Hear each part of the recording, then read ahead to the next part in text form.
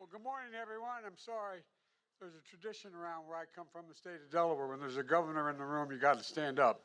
And your governor's here, and I wanted to say hi to him. So thank you, Governor, for being here. It's a wonderful Thanksgiving tradition here at the White House. There's a lot to say about it, but it's chilly outside, so I'm going to keep this short. Nobody likes it when their turkey gets cold. I don't know if they're mad yet or not, but at any rate, I want to thank Ronnie Parker, chairman of the National Turkey Federation, and his family from Monroe, North Carolina. Ronnie's got 44 years in the turkey business, and he also is the grower of our honored guest today.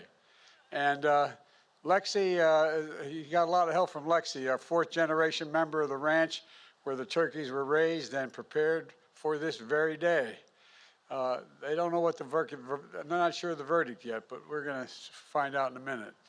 They listen to a lot of music, I'm told, in order to prepare for the crowd noise today. That's real hard work. And they interacted with the children to show their softer side. Sounds like another flock hoping to come to Washington in 2024.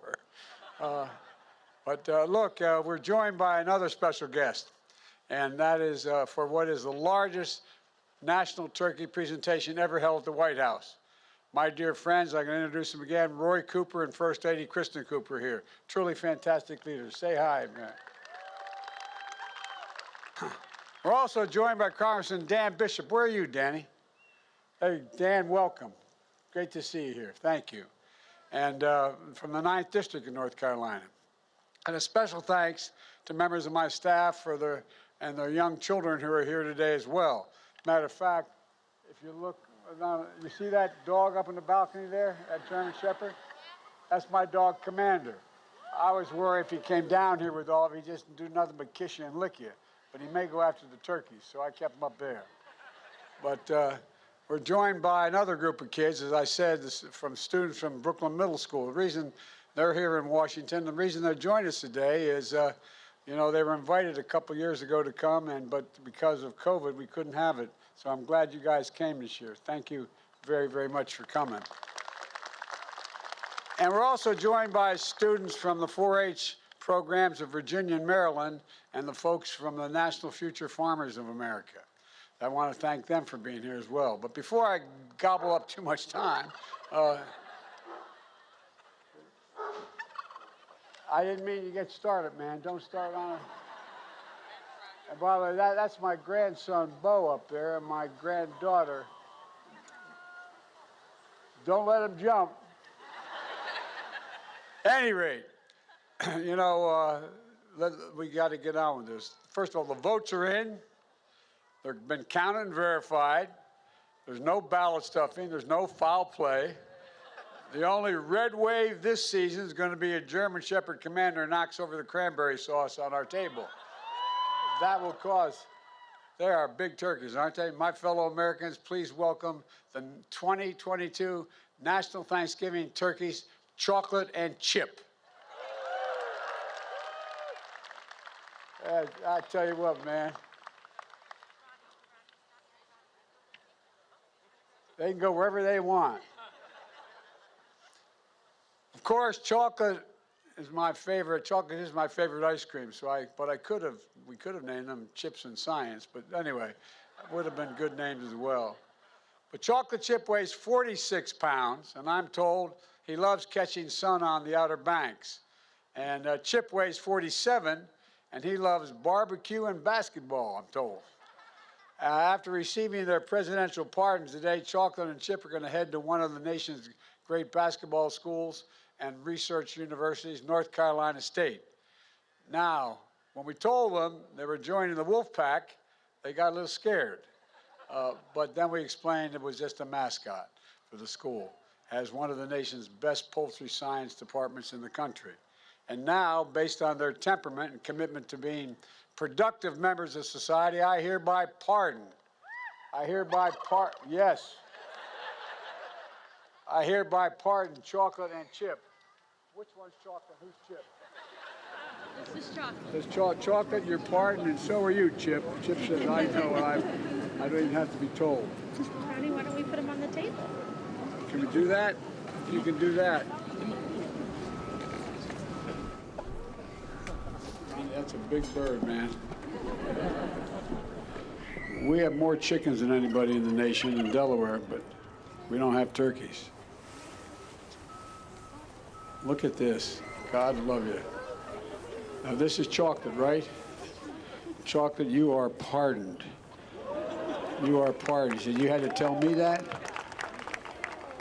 Yeah, you are. Yeah, I'm serious.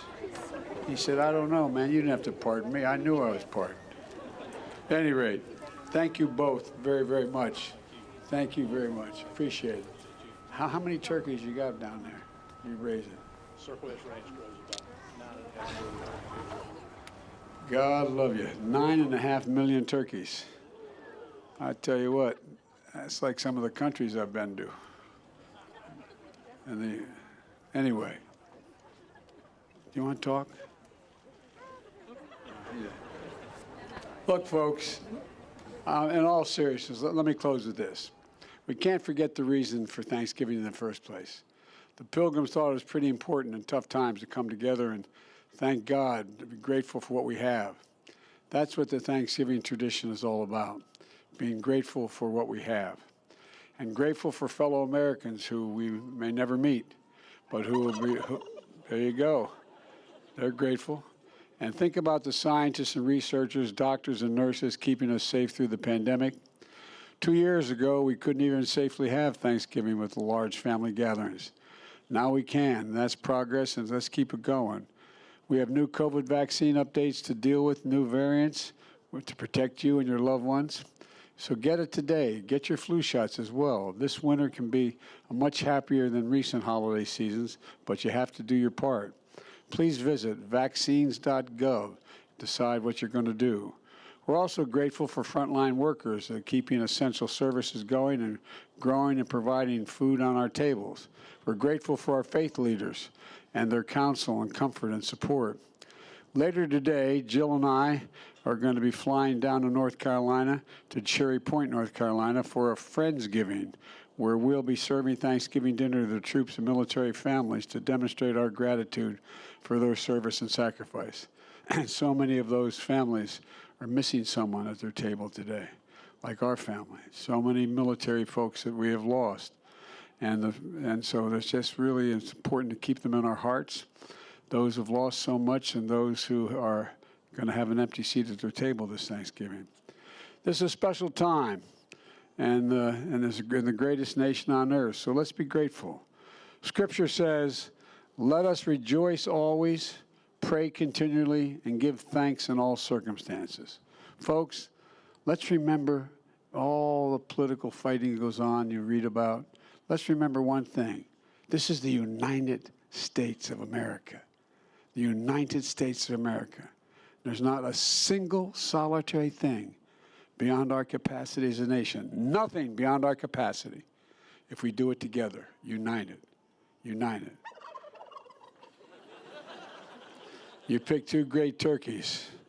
From the Biden family to all of yours, happy Thanksgiving, and may God bless you all, and may God protect our troops. Thank you all for being here.